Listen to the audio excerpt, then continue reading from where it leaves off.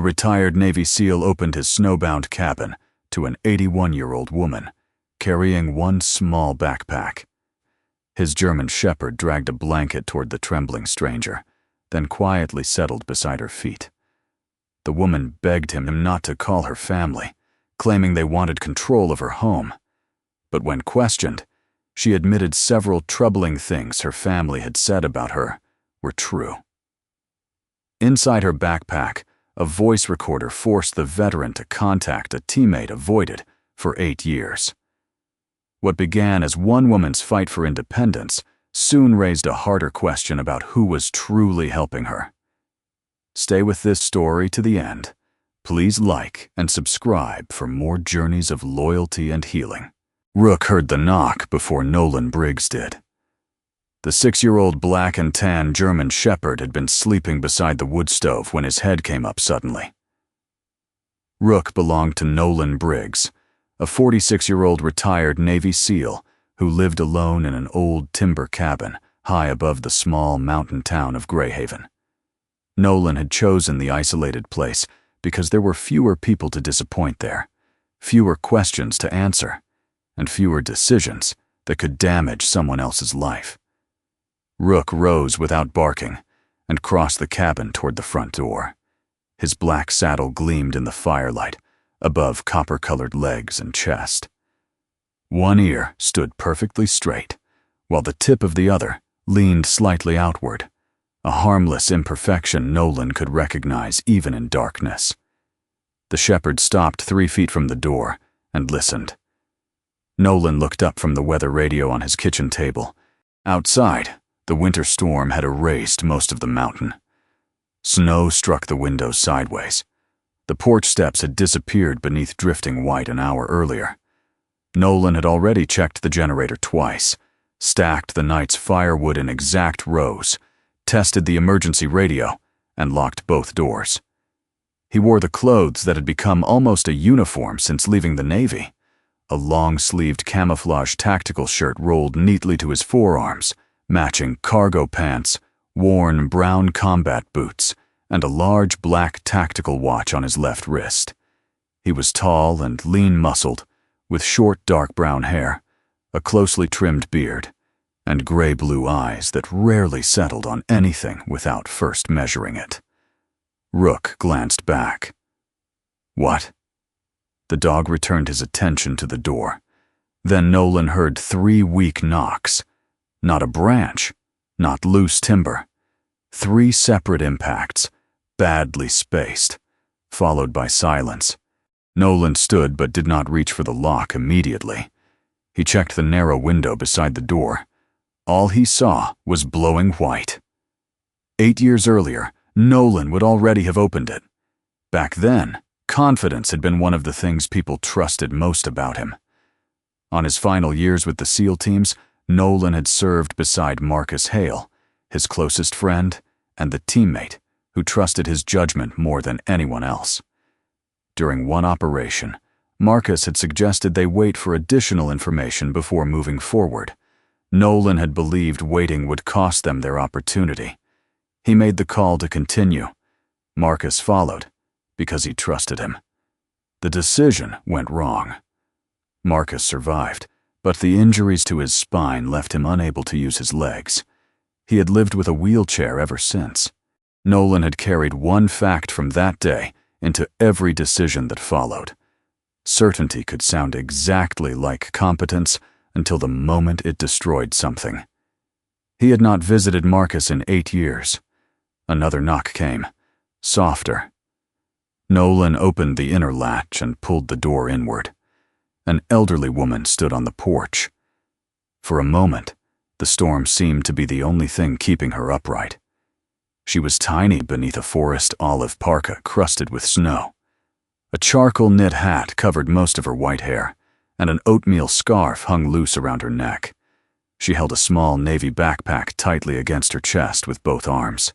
Her face was pale from cold. She tried to speak and failed, her knees bent. "Inside," Nolan said. He opened the door wider and stepped back, giving her room rather than grabbing her. The woman crossed the threshold one careful step at a time. Rook moved aside without being told. Nolan shut the door against the storm, locked it again, then turned. She was still standing. "You can sit." The old woman looked toward the chair nearest the stove.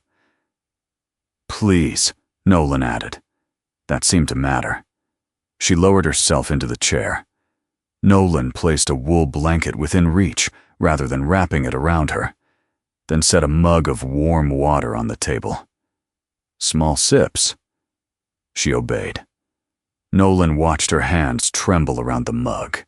Cold accounted for some of it. Age probably accounted for more. He did not know what else did. "My name is Nolan Briggs," he said. "This is Rook." The woman looked down at the German shepherd, who had settled several feet away. "Margaret Vale," she said. Her voice was thin but controlled. "Most people call me Maggie. I'm 81, which apparently means people have recently decided I require a great deal of supervision." Nolan heard the bitterness beneath the humor. "Where did you come from?" "Greyhaven." Nolan's eyes narrowed slightly. Greyhaven sat 9 miles below the cabin by road. "Did you walk here?" "Not all the way. A neighbor drove me up the county road until the snow became too bad. I walked after that." "Why?" Maggie lowered the mug. "Because if I had gone somewhere official, they would have called my niece." "Who is your niece?" "Tessa Vale, 39. My sister's daughter." Maggie explained that Tessa had begun helping after Maggie became ill the previous winter. Maggie had granted her limited authority to handle bills, insurance paperwork, and some appointments. "At first," Maggie said, "it was useful. And now?" Maggie's fingers tightened around the backpack. "Now she intends to put me in long-term care and sell my house." The statement was clear. Too clear for Nolan to accept without examining it. "Did a doctor say you need long-term care?" "Tessa says several people agree." "That isn't what I asked." "No." "Did you agree to move?" Maggie looked toward the fire. "I agreed to more help at home." "That isn't the same thing." "I know." "Could you have agreed to more than that and forgotten?" The question landed harder than Nolan intended. Maggie stopped moving. For several seconds, only the stove made noise. Nolan recognized the expression on her face. Not outrage, but the deeper wound of someone hearing a fear spoken aloud. Rook stood. The shepherd crossed the cabin, caught the edge of his own folded blanket between his teeth, dragged it across the floor, and dropped it beside Maggie's boots.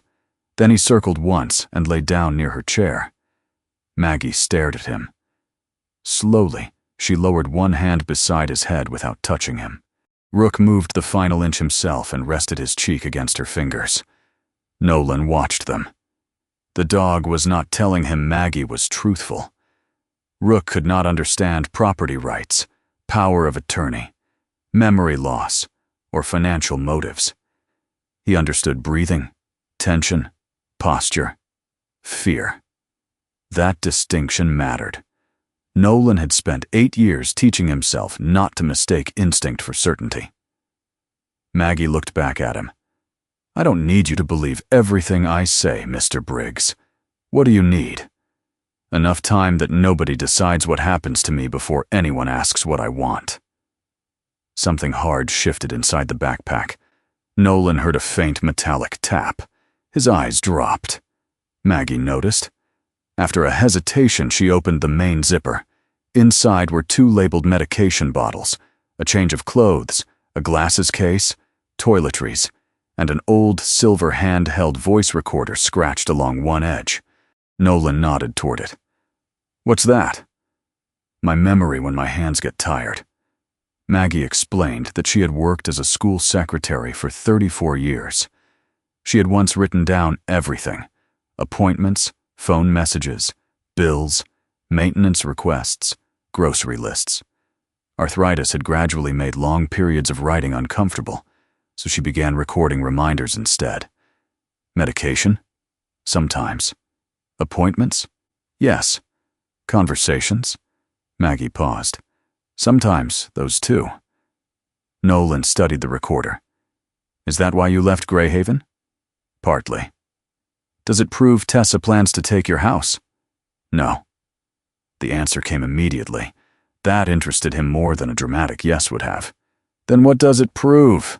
Maggie's thumb rested along the scratched silver casing. It contains the moments when I started wondering whether I was losing my mind. The sentence changed the room. Nolan looked at the recorder again. You want to hear it? Maggie said. Yes. You can't. Why? Because I haven't decided whether I trust you with it. Nolan almost answered that she had walked into his cabin asking for shelter. He stopped himself.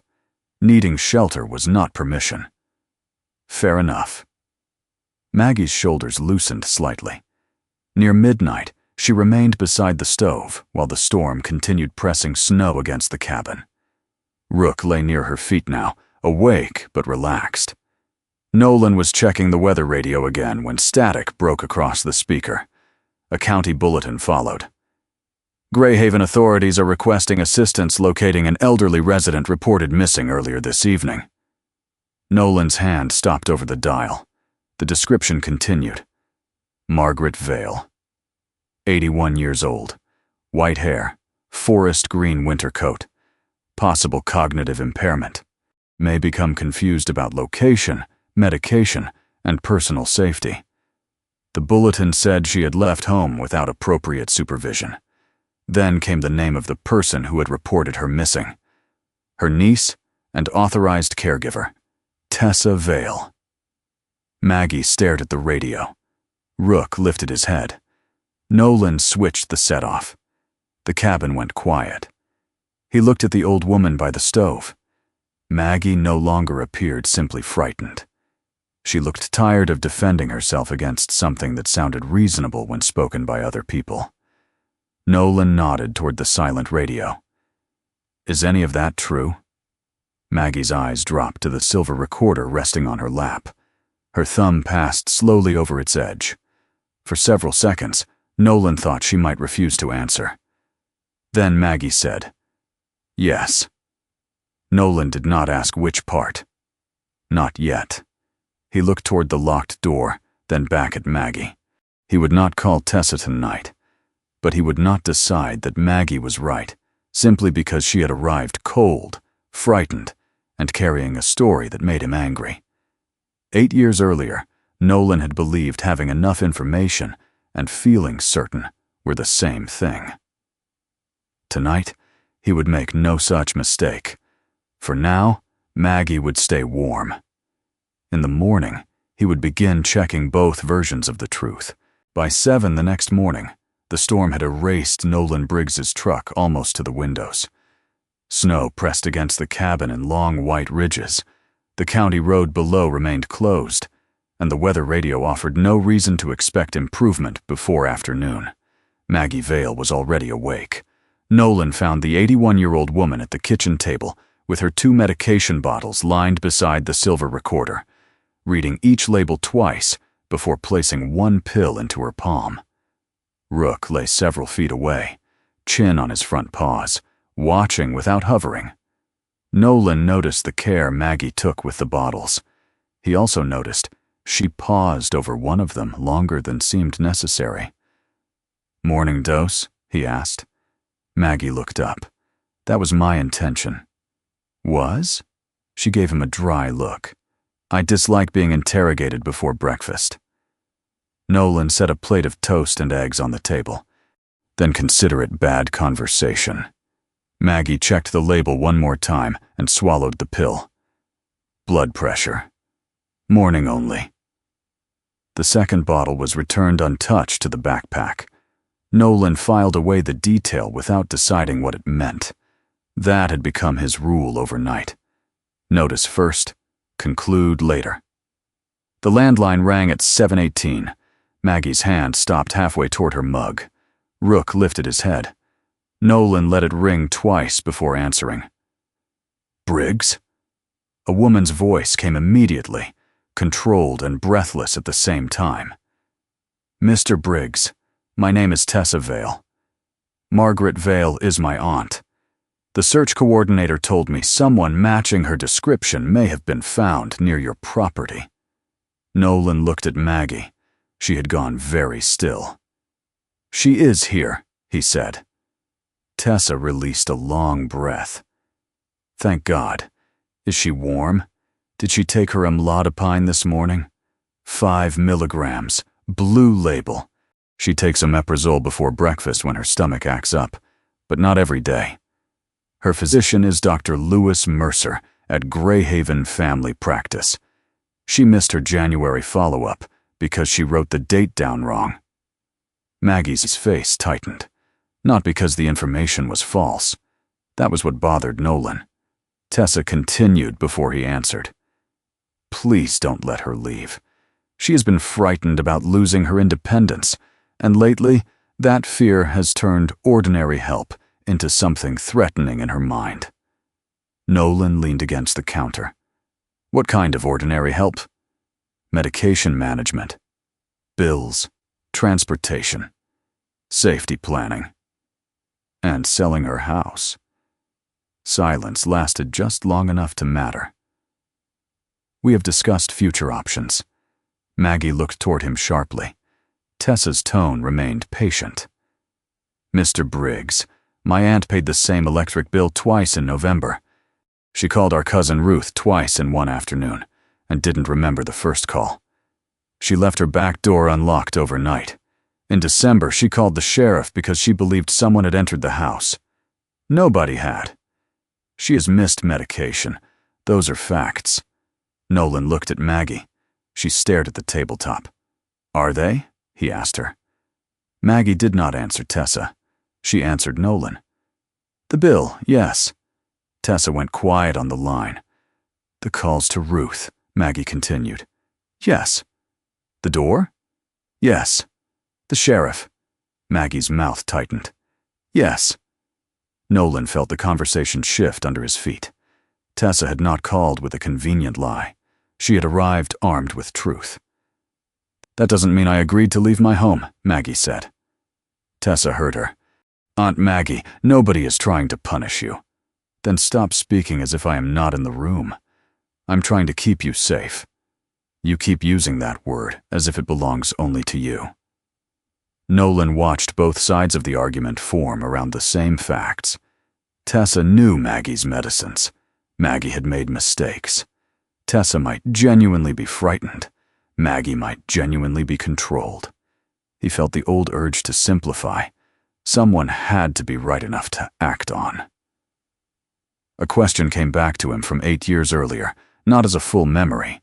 Only Marcus Hale's voice inside a cramped moment Nolan had replayed too many times.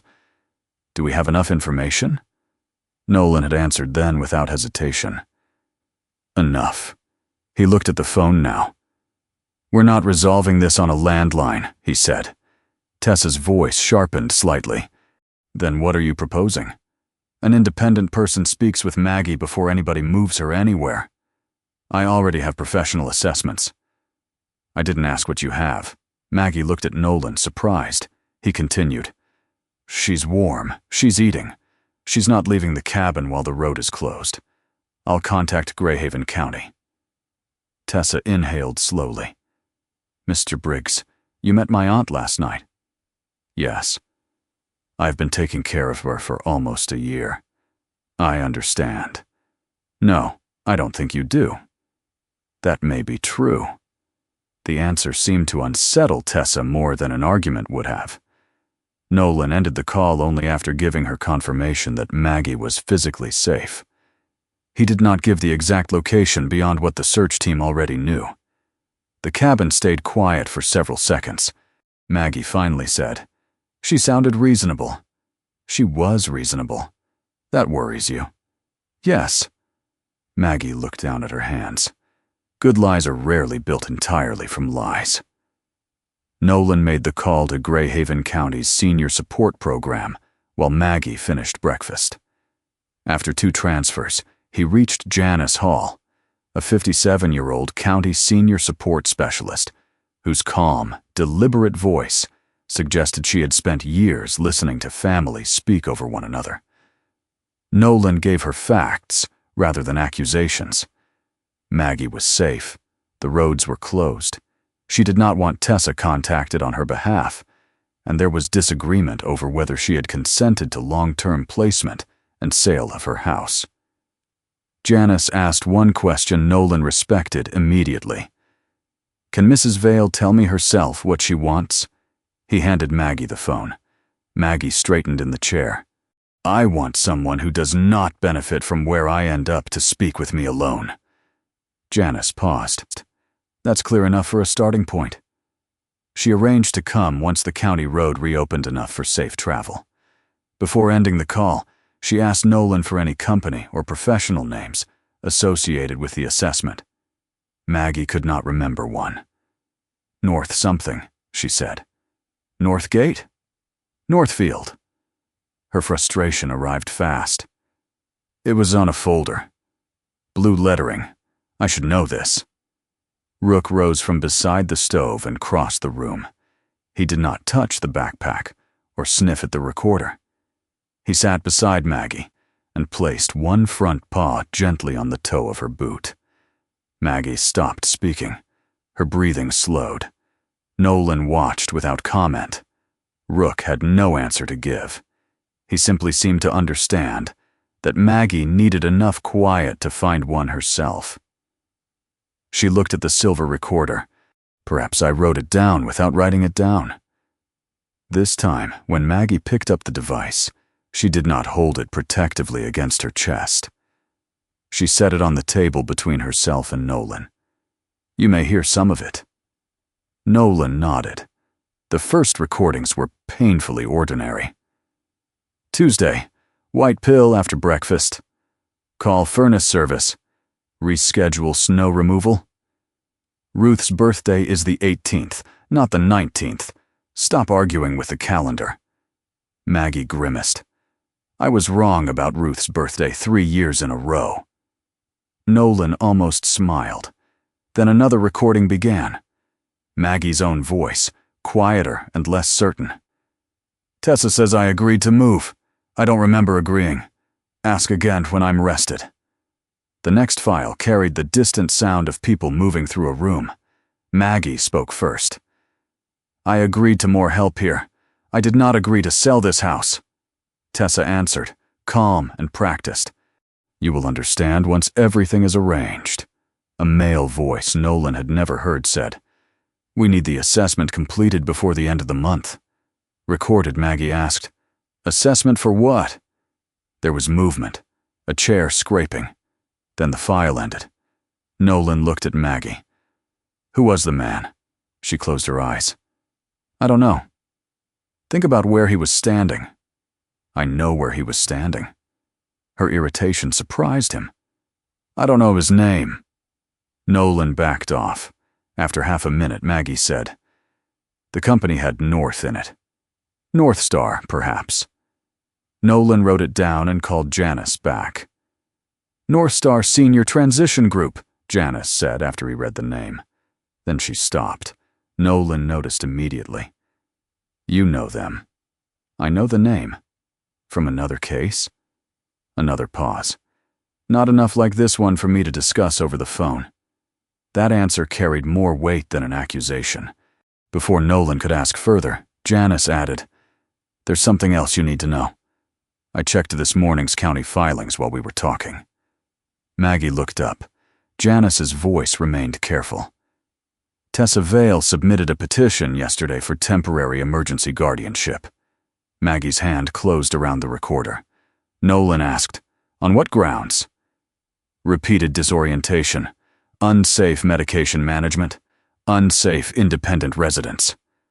The 3 phrases sounded almost administrative. That made them worse. If granted, Nolan asked, temporary authority could include decisions about residence and some property matters, while the court reviews the larger question.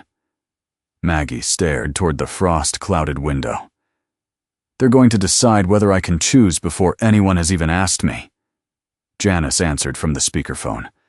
"Then the first thing we do is make sure somebody asks." Rook's paw remained on Maggie's boot. Nolan looked at the recorder, the medication bottles, and the white wall of snow outside. Last night he had been trying to decide whether Maggie was telling the truth. By morning, that was no longer the only question. Now he had to find out whether the facts being used against her were evidence that she needed help, or evidence someone had learned how to turn help into authority. By late morning, the storm had weakened enough for the county plow to reach the lower mountain road. Snow still moved through the trees in thin white sheets, but the world had edges again. Nolan Briggs was clearing the last drift from his porch when a dark county SUV climbed the final bend and stopped beside his half-buried truck. Rook stood under the porch roof, alert but quiet. Maggie watched from the window behind him. The woman who stepped from the SUV was Janice Hall, a 57-year-old senior support specialist with Greyhaven County, the person Nolan had spoken to by phone the day before. She was compact and steady on her feet, with short natural curls silvering at both temples, round tortoiseshell glasses, and an olive-gray field coat over a teal sweater. A worn, mustard-olive canvas bag hung across one shoulder. She carried no dramatic air of authority. She looked instead like someone accustomed to entering difficult rooms without making them more difficult. Janice stamped snow from her boots and greeted Maggie first.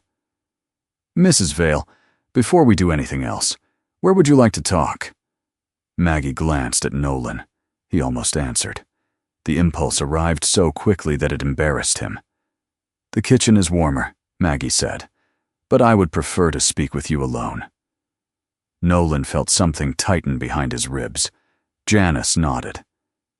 "Then that is what we'll do."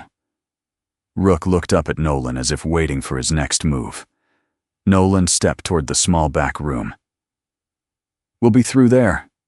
Maggie gave him a grateful look that somehow made leaving harder. He closed the door most of the way and stood beside the narrow window with Rook at his boot. Through the wall came only the soft rhythm of voices, never clear enough to make out words. Nolan told himself this was correct. That did not make it comfortable. For years he had treated vigilance as responsibility.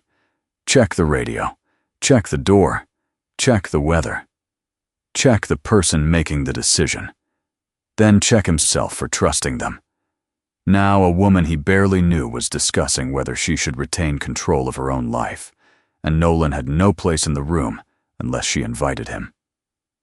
Rook wandered away from him, circled twice, and lay down. "You're enjoying this," Nolan muttered.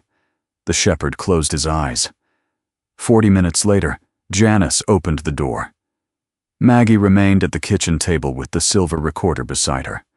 She looked tired, but not diminished. Janice took off her glasses and cleaned one lens with the edge of her scarf. "Mrs. Vale knows the year, the town, the property she owns, who currently assists with her finances, and what selling the house would mean. She also understands what long-term residential care is and has stated consistently that she does not consent to it. Right now." Nolan waited. Janice put her glasses back on. She also needed the wall calendar to confirm today's date. She described one medication mistake from last fall, and it took her several minutes to remember the surname of a neighbor she has known for years. Maggie folded her hands. "So I'm not imagining that either," she said. "No," Janice answered. "You're having some memory problems." The honesty made Maggie flinch more than reassurance would have. Janice continued before the fear could fill the silence. "Needing support and losing the right to make decisions are not the same thing." Maggie looked at her. Janice did not soften the sentence. She simply let it remain true. Then she reached into her canvas bag and removed a copy of the document Tessa had submitted with the emergency petition. Home Independence Assessment. Nolan read the title twice. The report described poor access, unsuitable sleeping arrangements, unsafe bathroom configuration, inadequate winter maintenance, and increased fall risk. Its conclusion recommended transition from unsupported independent occupancy. It sounded official enough to be dangerous. Nolan read 2 pages and understood perhaps half the technical language. "Can you challenge this?" he asked Janice. "I can question the process and compare it with what Mrs. Vale tells me. I'm not an accessibility specialist." "Who is?" The answer came before Nolan wanted it. He stared down at the report. Rook lifted his head. Maggie noticed Nolan's expression. "You know someone." Nolan did not answer immediately. He knew Marcus Hale was still in the state. He knew the name of Marcus's consulting company. He knew Marcus had built a second career, evaluating homes for disabled veterans, older adults, and people recovering from life-changing injuries. Nolan knew Marcus had been married 6 years. He knew there had been a small photograph online from the wedding. He knew Marcus had received an Accessibility Design Award 3 years earlier. He knew all of that because following a man's life from a distance was easier than entering it. Maggie studied him. "Someone you don't want to call?" Nolan looked at her. She gave a faint shrug. "Old women are allowed one unfair advantage. We recognize avoidance because we've had longer to practice it." Nolan took out his phone. Marcus's number had been stored for 8 years, never deleted, never used. He pressed call before he could turn preparation into another excuse. The line rang 4 times. Then a man's voice answered, "Hale." Nolan's mouth went dry. Marcus. Silence, not confusion, recognition. 8 years and remained completely present. Finally, Marcus said, "8 years, Nolan." Nolan looked toward the window. "Yeah." "And the first thing you have to say is Marcus? I need your opinion on a home assessment." Another silence. Then Marcus gave one short laugh without humor. "8 years, and you call me about handrails? There is an 81-year-old woman here who may lose control of where she lives." That changed Marcus's tone. Not warmer. Focused. "Does she want me involved?" Nolan opened his mouth. Stopped. He looked at Maggie. The question seemed almost painfully simple. He handed her the phone. Maggie took it. "Mr. Hale, my name is Margaret Vale." "Yes, I would like you to look at it." Marcus replied loudly enough for Nolan to hear. "Then send it." Nolan photographed the report and transmitted the pages. Marcus called back 20 minutes later. "Who wrote this?" Nolan read the name from the signature block. Marcus asked Maggie several direct questions. Which floor did she sleep on? Did she use the upstairs bedroom? Did she use a wheelchair? Had anyone measured the bathroom while she was present? Maggie's answers made the report begin to loosen. The document listed the second-floor bedroom as part of the primary living arrangement. Maggie had not slept upstairs in 11 years. It stated there was no practical sleeping option on the ground floor. Her bedroom was behind the living room. It described the bathroom entrance as unsuitable for wheelchair access. Maggie did not use a wheelchair. "That doesn't automatically make the report worthless," Marcus said. "Some assessment templates cover future mobility, but the conclusion is stronger than the observations support." Nolan felt anger start assembling itself into certainty. "So they built the result they wanted." "Stop," Marcus's voice sharpened. Nolan went quiet. "You don't know that. The report is wrong. Parts of it appear wrong. That is not the same sentence." Nolan's hand tightened around the phone. Marcus continued, quieter now. "Don't turn suspicious into proven, because this time you want to be right." The words landed exactly where Marcus intended. Maggie looked away, giving Nolan the privacy of not watching him receive them. Marcus asked Nolan to read the evaluator's credential number. A keyboard clicked on the other end. After a moment, Marcus said, "This person is not an occupational therapist, not a certified aging-in-place specialist either." "What is he?" Transition coordinator. For who? More keyboard clicks. North Star Senior Transition Group. Janice looked up sharply. Marcus continued. Their public service list includes moving coordination, estate liquidation, senior living referrals, home sale preparation, and real estate partner referrals. Maggie stared at the report. Can they do assessments? They can assess whatever their business model allows them to assess, Marcus said. That doesn't mean the document carries the same weight as a clinical or accessibility evaluation. Nolan asked, conflict of interest? Possibly. Not proven. They may operate perfectly legally. Nolan almost hated how careful Marcus sounded. Then he realized why. Marcus was doing exactly what Nolan had failed to do 8 years earlier, leaving room for what he did not know. After the call ended, Janice opened her county laptop and began searching internal referral records. She worked quietly for nearly half an hour, occasionally writing a case number on her pad. I've found North Star in 3 older files connected to our program, she said. Nolan leaned against the counter. One was routine. Client wanted to move. Family agreed. No dispute. She opened another record. Second family reported a positive experience. Maggie exhaled slightly. The world refused to become simple. Janice moved to the third file. Her expression changed. What? Nolan asked. A 77-year-old man objected to selling his home during the first stage of planning. And later? The file says he withdrew his objection. Did he? Janice looked at the screen. According to the record. Did you speak to him? No, different worker. Can we? Janice shook her head slowly. He moved out of Greyhaven last year. Nolan waited. Janice closed the laptop halfway. That doesn't prove anything about Maggie. No. But it means I want to understand how this report was produced before anyone treats it as neutral. Maggie looked from Janice to the assessment on the table. Yesterday, the question had been whether her memory could be trusted. Now another question sat beside it.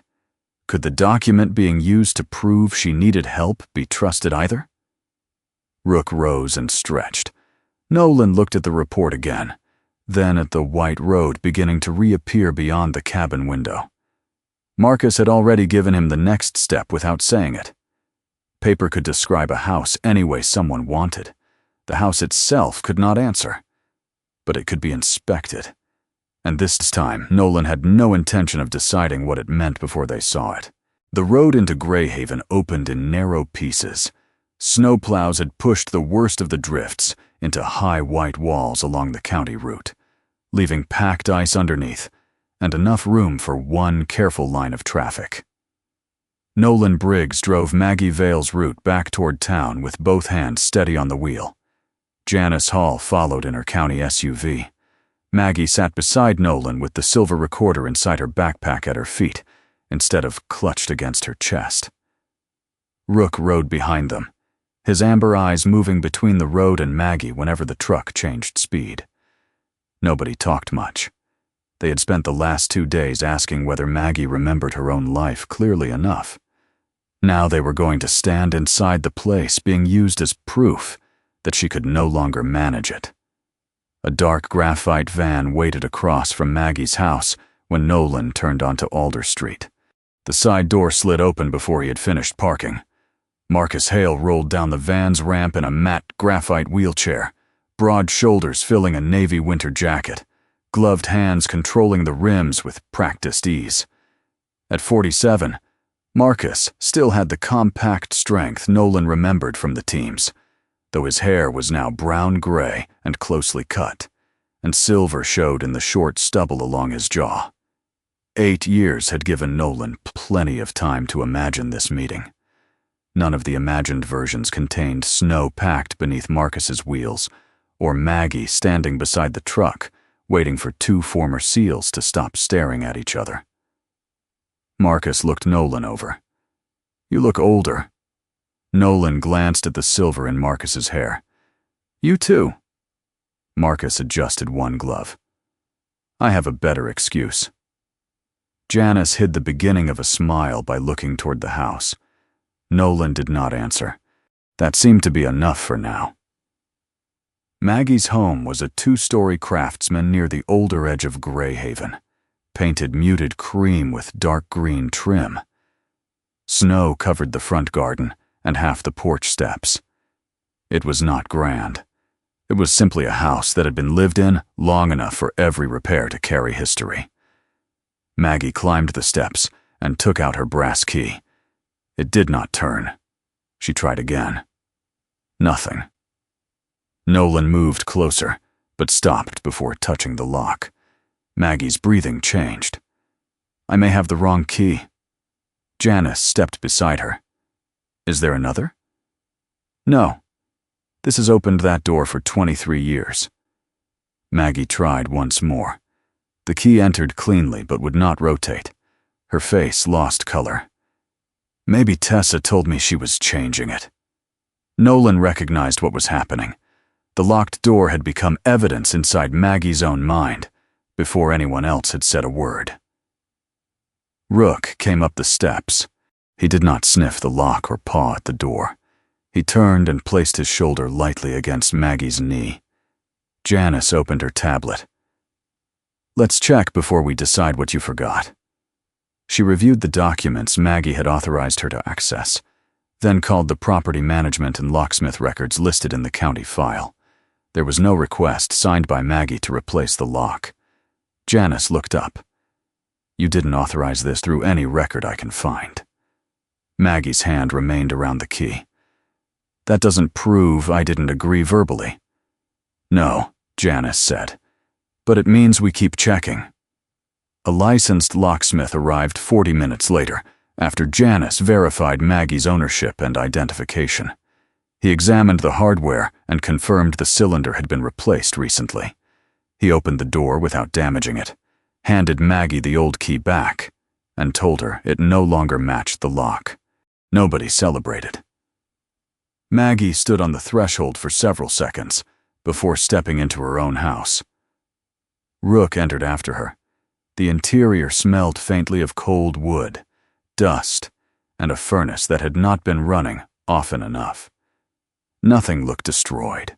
Nothing looked dramatic enough to explain why Maggie's home had been described as unfit.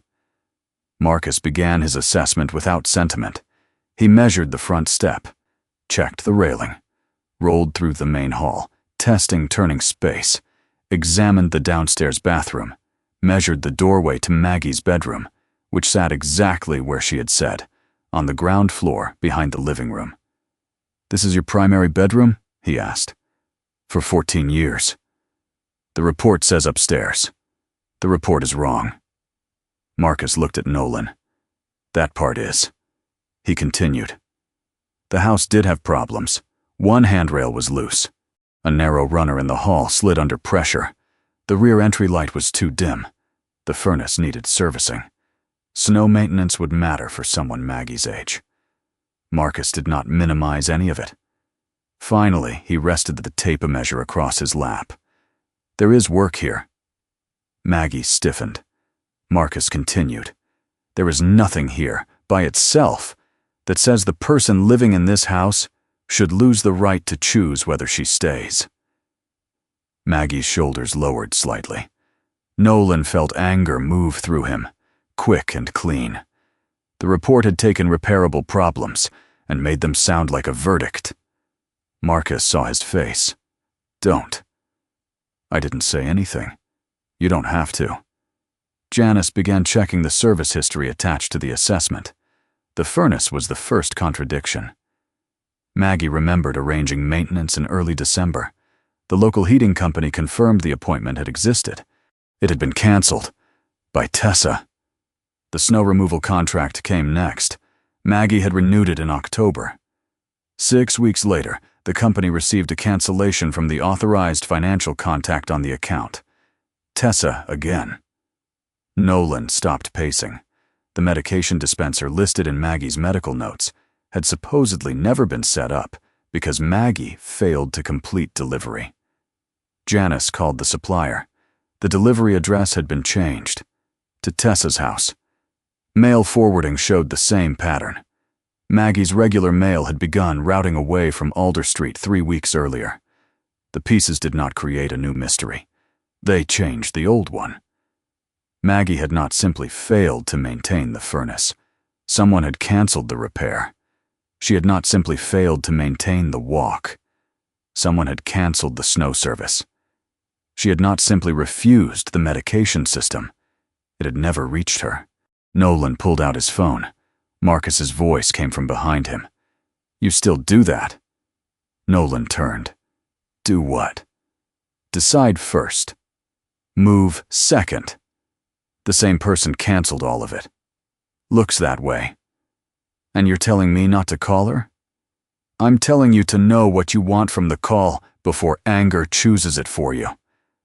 Nolan stared at him. For 1 second, the room narrowed into something older.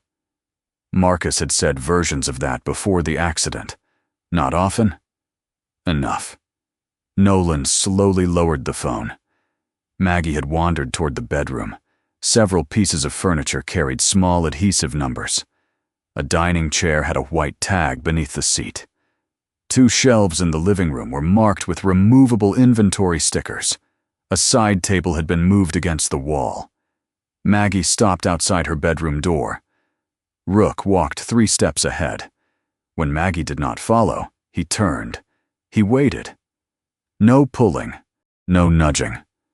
Maggie rested one hand against the doorframe, breathed, then continued on her own. "My sewing box," she said. Nolan looked over. "Top closet shelf. I keep business cards in it because apparently filing things properly was too sensible." Inside the small wooden box were thread, old receipts, spare buttons, and a stack of cards held together with a faded rubber band. Maggie sorted slowly, then stopped. She held up a white card with dark blue lettering. Grant Leland, Regional Transition Coordinator, North Star Senior Transition Group. I remember him now. Janice took the card only after Maggie offered it. She searched North Star's publicly available service disclosures and partner listings. The structure was legal on its face. Transition coordination, senior living referrals, estate liquidation, property preparation, real estate referral partners. Each step could generate a fee. Marcus read over Janice's shoulder. "That doesn't prove they pushed anyone?" "No," Janice said. "But it means leaving the house creates more billable work than staying in it," Nolan replied. Nobody disagreed. Maggie sat on the edge of her bed. Then she looked toward the backpack Rook had followed into the room. The recorder. Nolan did not reach for it. Maggie did. She searched several files by date before stopping on one recorded 9 days earlier. Her own voice was distant in the opening seconds, speaking from another room about groceries. Then Tessa's voice came through more clearly. "We need the house empty before the file moves to the final stage," a man's voice answered. Nolan recognized the tone from the earlier recording. Grant Leland. Tessa asked, "What if she changes her mind again?" There was a pause. Then Grant said, "The emergency petition will decide some of that." The file continued with a cabinet closing and Maggie calling from down the hall. Nothing more dramatic followed. Maggie stopped the recording. Marcus was the first to speak. "That still doesn't prove what they intended." "No," Janice said. "But now we have a name, a date, a company, and a statement that can be checked against what was filed." Her phone vibrated. She read the message. The room changed again. "What?" Nolan asked. Janice looked at Maggie first. "The emergency guardianship review has been moved to tomorrow morning." Maggie straightened. "Why?" Janice's expression tightened. Tessa's attorney filed supplemental concerns. She looked toward Nolan. "One of them is that Mrs. Vale may currently be under the influence of an isolated former military man, with no prior relationship to her." Nolan said nothing. He did not need Marcus to tell him what that meant. For 3 days, Nolan had worried about making the wrong decision for Maggie. Now his presence itself could be used to argue that Maggie was no longer making decisions at all. He looked at Der. Maggie looked back. This time, Nolan did not tell her what they should do. "What do you want tomorrow to look like?" he asked. Maggie held his gaze. Then she answered, "I want them to hear me before they hear anyone explaining me." Nolan nodded once. That, at least, was a decision he did not need to make for her. Nolan Briggs handed Rook's leash to the retired ranger, waiting beneath the courthouse awning, and felt, for the first time in years, how much he had come to rely on the dog without admitting it. Rook looked from Nolan to the Brick County building, amber eyes steady beneath his black mask. He did not resist when the other man took the leash. He simply stood there, one ear straight and the other tipped slightly outward, as if waiting to see whether Nolan understood that this part belonged to him alone. "I'll be back," Nolan said. Rook gave no sign that he found the promise impressive. Inside the Greyhaven County Courthouse, everything seemed designed to make emotion look inappropriate. Beige walls, gray carpet, fluorescent lights, signs telling people where to stand, where to wait, what not to bring into the hearing room. Maggie Vale sat between Janice Hall and Marcus Hale with the silver recorder tucked inside her navy backpack beneath her chair. She wore her burgundy turtleneck and charcoal cardigan, the same clothes in which Nolan had first seen the shape of the person beneath the snow-covered parka.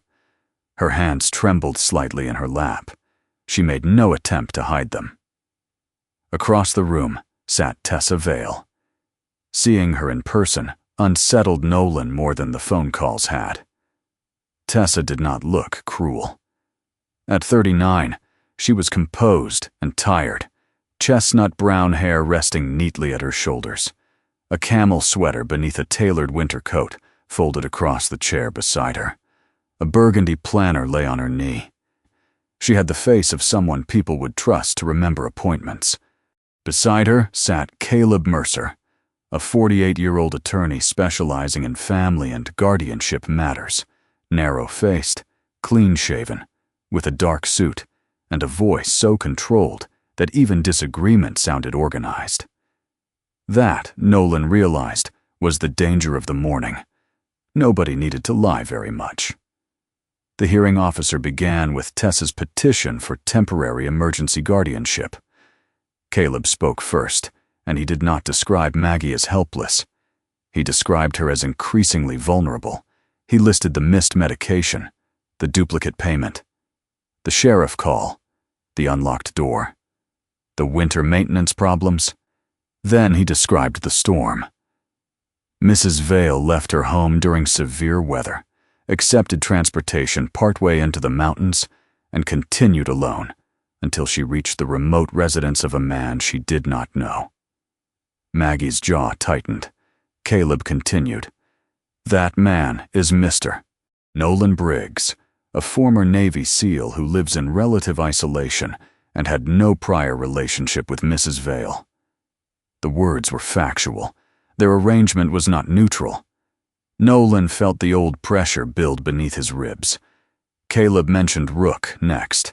A large working breed dog, a mountain cabin, delayed family contact. Nolan's military history and documented treatment after leaving service were referenced without accusation, only as reasons the situation required caution. One fact at a time. A different story assembled from the same pieces. Nolan looked toward Marcus. Marcus sat in his graphite wheelchair along the rear aisle, hands resting loosely on the rims. He did not shake his head or warn Nolan. He only looked at him. That was enough.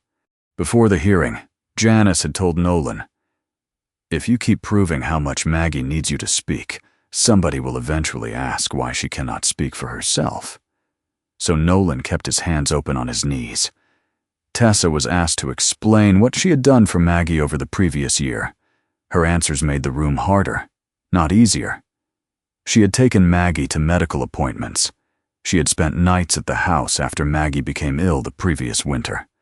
She had cooked meals, organized insurance papers, negotiated a pharmacy error, and used vacation days when Maggie needed help. "I know how this looks now," Tessa said quietly. "But I did not begin by trying to take anything from her." Maggie stared at the floor. Tessa's voice roughened for the first time. "I don't want her house. I want her alive long enough to blame me for being overprotective." For one brief moment, Nolan understood why Maggie had trusted her. That mattered. If Tessa had always been cruel, none of this would have been difficult. Then the evidence began changing the shape of those good intentions. Marcus gave his assessment first. He did not attack Northstar or Tessa. He described Maggie's house. Yes, the rear lighting was poor. Yes, one handrail needed repair. Yes, the hallway runner should be removed. Yes, winter maintenance had to improve. Then Marcus explained that each issue could be addressed without requiring Maggie to abandon the home. "The question is not whether the house is perfect," Marcus said. "The question is whether these conditions make independent living impossible. Based on what I inspected, they do not." Janice followed. She explained that Maggie had mild memory difficulties and would benefit from support. She also explained that Maggie understood her property, the proposed move, the consequences of selling, and the difference between accepting help and surrendering decision-making authority. Then came the service records. The furnace company confirmed Maggie had scheduled maintenance. Tessa had canceled it. The snow removal company confirmed Maggie had renewed winter service. Tessa had canceled that too. The medication dispenser had not been refused by Maggie. Its delivery address had been changed. The postal record showed forwarding away from Maggie's house. Caleb objected to the implication being drawn. The hearing officer agreed that the records did not establish motive. Nolan felt frustration rise again. Marcus's earlier warning returned without sound. Suspicious was not proven. Then, Dana Kessler, a 44-year-old former scheduling coordinator for Northstar Senior Transition Group, appeared by video. She had worked there for 3 years before leaving the previous spring. Dana did not accuse Northstar of criminal conduct. She explained that transition coordinators were evaluated partly on how quickly cases progressed from assessment to placement and completion. "Completion meaning what?" the hearing officer asked. "Depends on the client. Sometimes a move, sometimes a estate clearing, sometimes assisted living placement." Were employees rewarded for forcing people out of their homes? No. The answer came cleanly. Nolan saw Tessa relax. Then Dana added, "But a case that stayed unresolved for 6 months looked worse on a performance report than one completed in 6 weeks. The room shifted again. Not proof of a scheme, an incentive. Caleb turned to Nolan next. "How long had you known Mrs. Vale before bringing her into your residence?" "I hadn't." "Did you contact her authorized family representative immediately?" "No." "Did Mrs. Vale remain overnight at your isolated residence?" "Yes." "Did you question whether her family was acting in her interest?" "I questioned what I was hearing." "Did you encourage her to resist returning home with her niece?" Nolan's jaw tightened. "No." "You involved county services." "At Maggie's request." "You contacted an outside consultant." "At Maggie's request." "You accompanied her back to the residence." "At Maggie's request." Caleb paused. The repetition had not produced the picture he wanted. Then he asked, "Mr. Briggs, do you consider yourself responsible for protecting Mrs. Vale?" That was the trap. Nolan knew it before the silence finished forming. Every old instinct wanted to say yes. Instead, he looked at Maggie. "No." Caleb raised an eyebrow. Nolan continued, "I think she deserves the chance to decide who helps her protect what belongs to her." Marcus looked down, hiding something that might have been approval. Then Maggie spoke. She did not begin with Tessa. She began with herself. "I forgot my medication once. I paid a bill twice. I called Ruth 2 times in one afternoon and argued with her when she told me."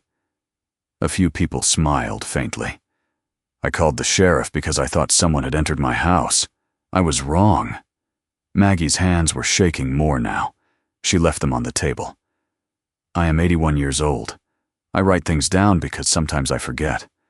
I use a recorder because my hands hurt and because sometimes memory needs help." She looked at Tessa. "I will forget more." Tessa's eyes filled but did not spill over. Maggie's voice remained steady. "But the things I forget do not give anyone permission to rewrite the things I remember." She asked to play one recording. The hearing officer allowed it. Tessa's voice emerged from the small silver machine. "If she stays another winter, we'll have to fix all of that before anyone believes she needs to leave." Grant Leland's voice answered too softly for every word to carry. Then the file ended. No confession. No statement about stealing a house. But the sentence now sat beside canceled services, redirected deliveries, the questionable assessment, and North Star's financial incentives. The hearing officer recessed for 20 minutes. When everyone returned, the ruling was narrow and careful. The emergency guardianship petition was denied. Tessa's financial authority was temporarily suspended, pending further review. No sale, transfer, or material disposition of Maggie's home could proceed until the underlying concerns were examined.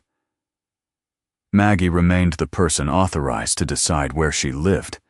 She did not cheer. She closed her eyes. That was all. Outside the hearing room, Nolan heard Rook's nails against the polished floor before he saw him. The retired ranger had brought the dog inside the public lobby once proceedings ended. Rook went to Maggie first. He stopped beside her. Maggie rested her fingers against his head. Tessa passed them on her way toward the exit. For the first time, the control in her face was gone. She looked at Maggie. "You think I'm the only one who does this?" Maggie did not answer. Tessa walked away with Caleb. Janice watched her leave. Marcus said nothing.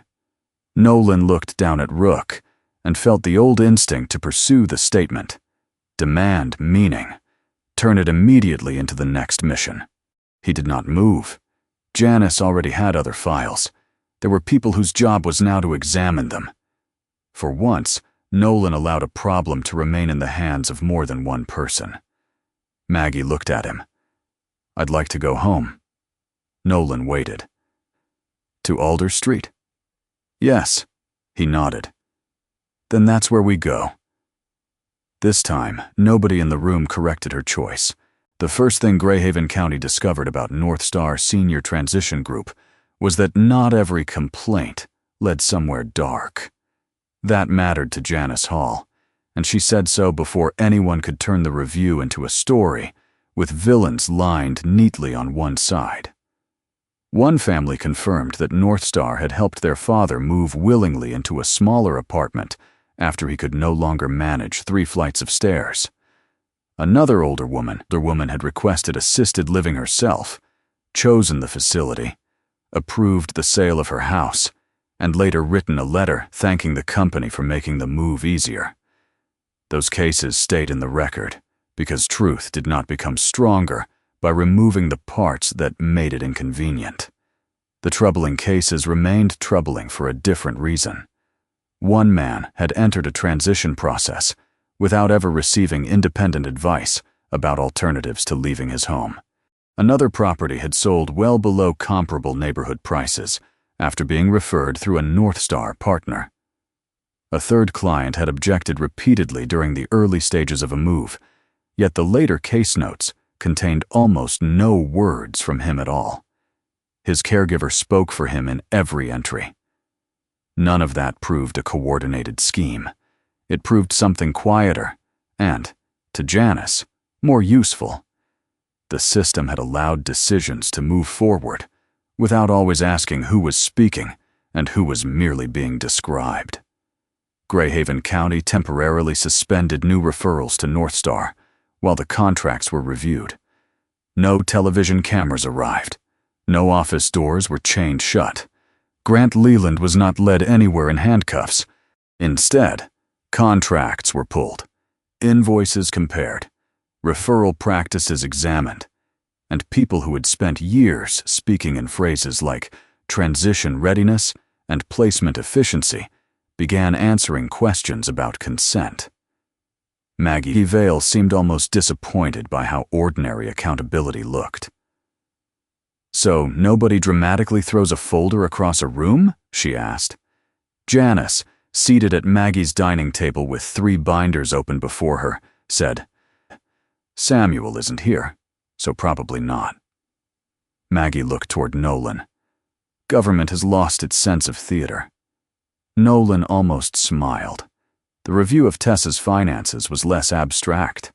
Bank records showed that she had begun taking small reimbursements from Maggie's account months earlier. Gas, pharmacy runs, groceries, hours missed from work.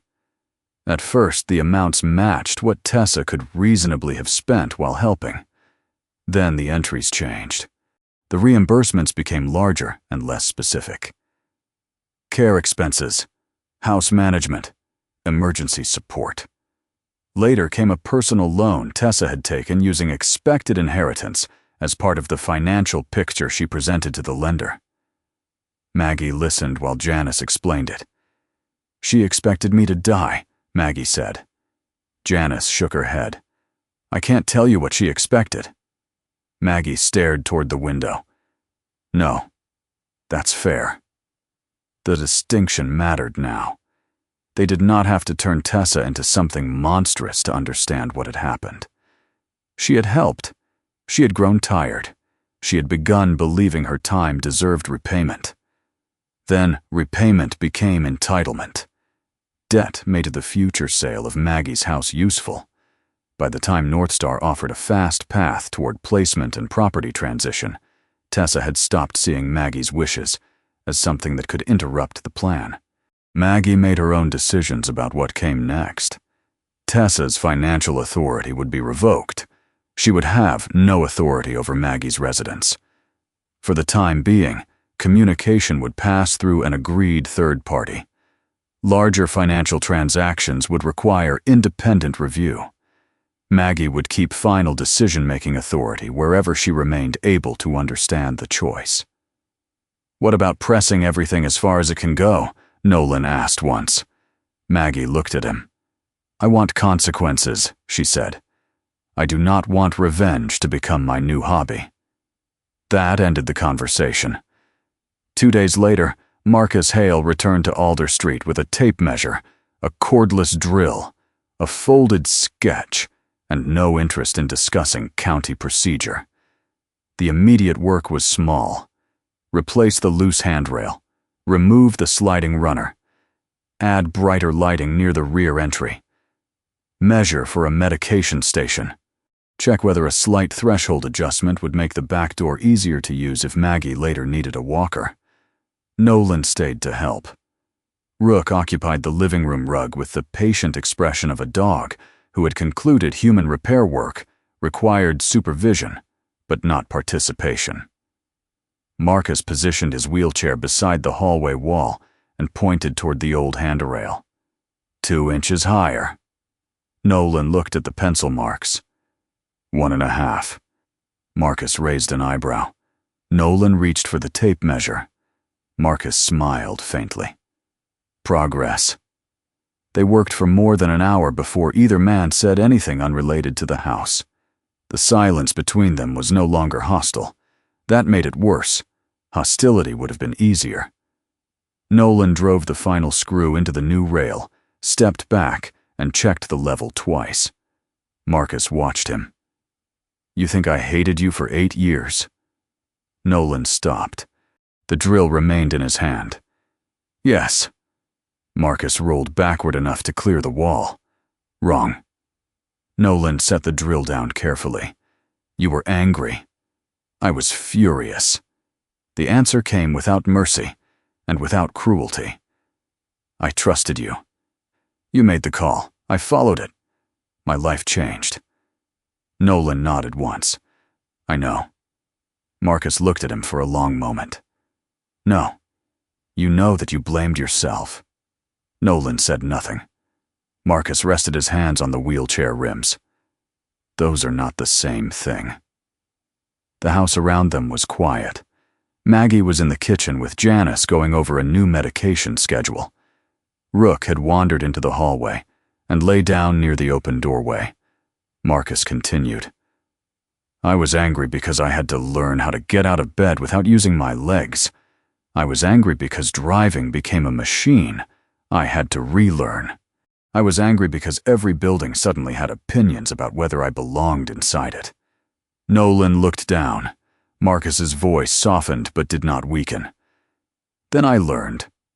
He learned transfers, hand controls, balance, architecture, codes.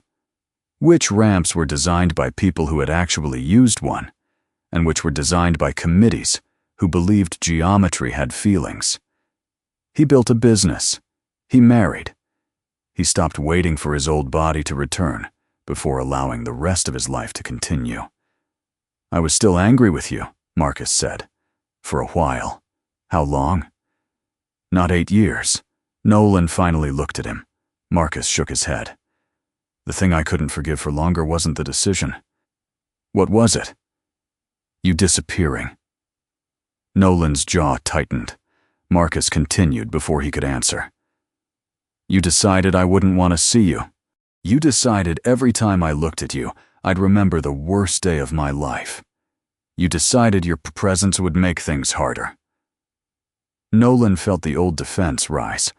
I know what you thought. Marcus tapped one finger against his wheel. That is the problem. Nolan stared at him. Marcus's expression changed, not into anger, but recognition. You see what you've been doing? No. You keep telling yourself Tessa's mistake was deciding she knew what Maggie needed better than Maggie did. Nolan went still. Marcus leaned back slightly. You did the same thing to me. The sentence entered the room without volume. You decided I needed you gone, Marcus said. You never asked. Nolan looked toward the floorboards. For 8 years, he had treated his absence like punishment accepted on Marcus's behalf. He had called it responsibility, because responsibility sounded better than fear. I was wrong, Nolan said. Yes. No immediate forgiveness. No rescue from the sentence. Nolan breathed once, then said the only thing left. I'm sorry. Marcus watched him. I know. The answer hurt more gently than Nolan expected. A few seconds passed. Then Marcus said, I forgave the call a long time ago. Nolan looked up. Marcus continued. I just didn't know how to forgive a man who wouldn't come back long enough to hear me say it. Something in Nolan's face loosened before he could stop it. Rook stood. The shepherd disappeared into Maggie's living room and returned, carrying an old rubber ball he had found earlier beneath a chair. He walked directly to Marcus and dropped it beside his wheel. Marcus looked down. Your timing is suspicious. Rook waited. Marcus picked up the ball and tossed it down the hallway. Rook ran after it, nails clicking against the floor. He returned at once, but this time he walked past Marcus. The ball landed at Nolan's boots. Nolan stared at it. Marcus said, Apparently, you've been assigned a task. Nolan bent, picked up the ball, and threw it back down the hall. Rook chased it. Marcus laughed once. Nolan did too. Nothing was erased. Marcus still used the wheelchair. Nolan still remembered the decision. Tessa still faced consequences. Maggie still needed help. But the room no longer required any of those truths to cancel the others. From the kitchen, Maggie called. If you two are finished repairing 8 years of emotional incompetence, the backlight still flickers. Marcus looked at Nolan. Nolan picked up the drill. She's demanding. She owns the house. Nolan nodded. That sentence sounded different now. By the time Maggie Vale moved back into her house on Alder Street, the snow along Greyhaven's sidewalks had collapsed into gray-edged banks, and the first steady drops of meltwater were tapping from the eaves. Nothing about the house looked transformed. Marcus Hale had insisted on that. Maggie had not asked for a clinic disguised as a home, and Marcus had no interest in building one. The loose handrail had been replaced. The hallway runner was gone. A brighter fixture now covered the rear steps. The furnace had a maintenance schedule taped inside the utility closet. A medication dispenser sat on the kitchen counter, where Maggie had chosen to place it, not where someone else decided it belonged. The snow removal contract had been restored under Maggie's name, with Janice Hall listed only as a backup contact. The house remained Maggie's house. That mattered more than any repair. Janice helped build what she called a supported decision-making plan. Maggie called it a list explaining to everyone which parts of my life are none of their business. The final version was more polite. Maggie would make her own decisions whenever she understood the choice before her. A longtime friend could sit with her when complicated documents needed another set of eyes. An independent accountant would review larger financial transactions. Janice could check in at agreed intervals. Maggie's physician would send medication instructions directly to Maggie, with copies available only to people Maggie named. Nobody received automatic permission to speak for her. When Janice finished reading the plan aloud, Maggie tapped one finger against the page. This part. Janice looked down. Which part? Where it says I may change who helps me. Yes. I like that part. Janice smiled. I thought you might. Greyhaven County's review of North Star continued quietly in the background. New county referrals remained suspended, while contracts and conflict of interest rules were examined. A local policy was added requiring that older adults be offered independent consultation when a transition company could also benefit financially from estate clearing, placement, or property referrals. Nobody called Nolan the man who changed Greyhaven. He had not.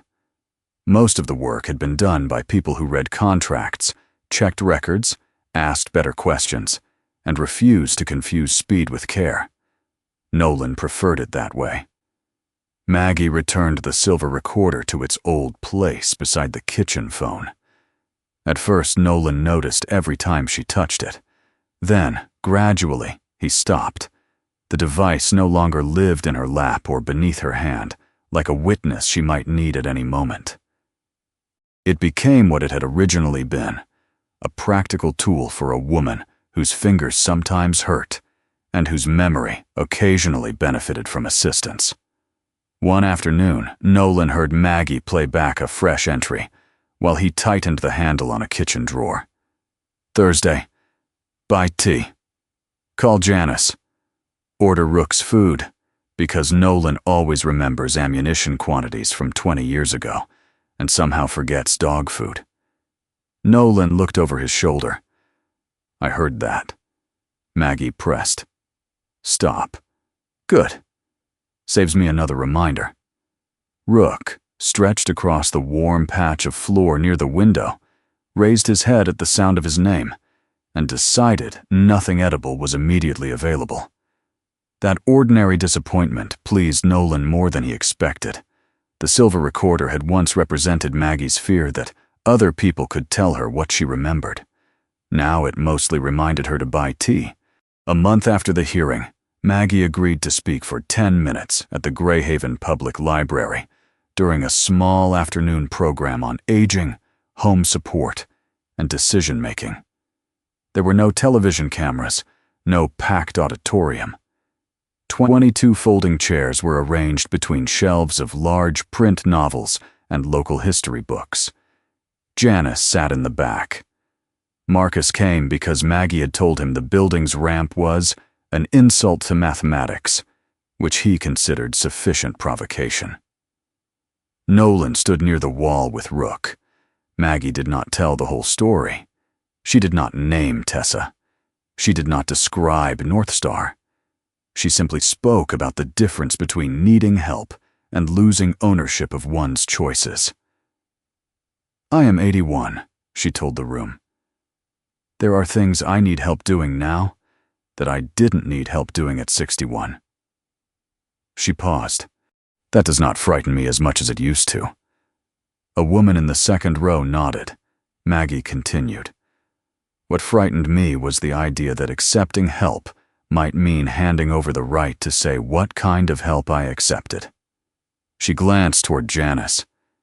"There is a difference between helping me do what I choose and choosing what I must do." Nothing dramatic followed. People wrote it down. That was enough. Nolan found Marcus outside afterward beside his graphite van, measuring the library ramp with a small digital level. "You actually did it," Nolan said. Marcus looked up. "It offended me." "You know you weren't hired." Bad slopes ignore contractual boundaries. Rook wandered between them and sat. Nolan smiled. He had been doing that more lately. Not constantly. Enough to notice. His relationship with Marcus did not repair itself through one conversation at Maggie's house. Nolan learned that quickly. 8 years created habits. There were awkward pauses, missed jokes, old subjects neither man knew how to enter. But Nolan began calling without needing a reason. Once to ask if Marcus wanted lunch. Once because Rook had destroyed a rubber ball Marcus claimed was indestructible. Once simply because it was Tuesday. The first time Nolan called with nothing practical to discuss, Marcus answered, listened for 10 seconds, then said, "Are you sick?" Nolan nearly hung up. He did not. Weeks later, Marcus drove up to Nolan's cabin and found fresh lumber stacked beside the porch. Nolan had built a short ramp. Marcus rolled to the bottom, took out his black tape measure, then checked the angle with a level. Nolan stood behind him, wearing his familiar camouflage tactical shirt beneath an open olive jacket, arms folded. Marcus looked at the ramp, then at Nolan. "You did it wrong." Nolan's old instinct arrived immediately. He had measured twice, checked the rise, calculated the length. He could explain every choice. For 8 years, the other instinct would have followed. If he had made even a small mistake, perhaps he should have asked someone else to do the whole thing. This time, neither response won. "How wrong?" "About 2 degrees. Nolan stared at the ramp. Marcus waited. Nolan picked up the drill. "Show me." Marcus smiled.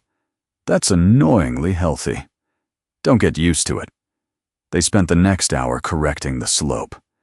Rook lay between the porch posts with his chin on his front paws. No doorway to guard. No frightened person to anchor. No Nolan to interrupt before anger made a decision. Just 2 men doing something imperfectly together. Late that winter, Maggie came up to the cabin for coffee. Marcus was already there. The 3 of them sat around Nolan's kitchen table, while snow loosened from the roof in soft slides instead of violent sheets. Maggie set the silver recorder beside her mug. "I have evidence," she announced. Nolan narrowed his eyes. "Against whom?" "You." She pressed play. Her own recorded voice filled the kitchen. "Friday. Buy tea. Call Janice. And do not let Nolan build another ramp without Marcus checking it first." Marcus laughed loudly enough to startle Rook awake. Nolan looked toward the dog. "No support?" Rook put his head back down. Maggie smiled. Even he knows when the case is hopeless. Later, Nolan and Marcus drove Maggie home. At Alder Street, Rook trotted up the familiar walkway, while Maggie unlocked the front door herself. Inside, the lights came on automatically at the rear hall. The medication dispenser gave a soft reminder from the kitchen. A maintenance card hung beside the furnace closet. Ordinary systems doing ordinary work. Before Nolan left, Maggie held out a brass key. He looked at it. What is that? An object commonly used with locks. Maggie. Spare house key. Nolan did not take it. She waited. He had once believed trust meant certainty. Then he had spent years believing the safest answer was to trust nothing completely, especially himself. Maggie held the key between them. This is not permission to decide anything for me. I know. You don't come in because you think I need you. I know. You use it if I call. Nolan finally took the key. Only if you call. Good. Maggie stepped inside. Marcus waited near the walkway, while Rook examined a patch of melting snow with professional seriousness. Nolan remained at the door. Maggie looked back. All right. Lock it for me. He did. Then he slipped the spare key into his pocket. Not as authority, not as responsibility he had taken for himself, as trust offered with conditions clearly spoken. Marcus rolled ahead toward the van. Rook followed several steps, then turned back because Nolan was moving too slowly. Nolan looked once at Maggie's closed door. 8 years ago, he had believed being wrong could destroy everything that came after. He knew better now. A person could make a terrible decision and still be responsible for what came next without turning the rest of life into punishment. He caught up with Marcus. Rook moved ahead between them, and none of them needed Nolan to know exactly where every step would lead before taking the next one. Sometimes the most loving thing we can do is not decide for someone, but stand beside them while they find the courage to decide for themselves. Maggie needed help, but she also needed her voice to remain her own. Nolan needed forgiveness, but first he had to stop deciding that he was beyond receiving it. In everyday life, care can quietly become control when we stop listening. Real kindness leaves room for another person's dignity, choices, and even mistakes. If this story stayed with you, please share your thoughts in the comments and subscribe to the channel for more stories about loyalty, second chances, and the choices that shape a life.